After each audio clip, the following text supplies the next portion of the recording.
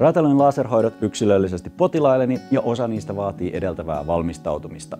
Tämän vuoksi suurin osa hoidoista vaatii edeltävän konsultaatiokäynnin hoidon suunnittelemiseksi ja tulosten maksimoimiseksi. Ihon tulee olla hoidettaessa ruskettumaton ja hoidon jälkeen ihoa täytyy suojata hyvin auringolta seuraavat pari kuukautta. Laserhoidoista hyötyvät kaiken ikäiset.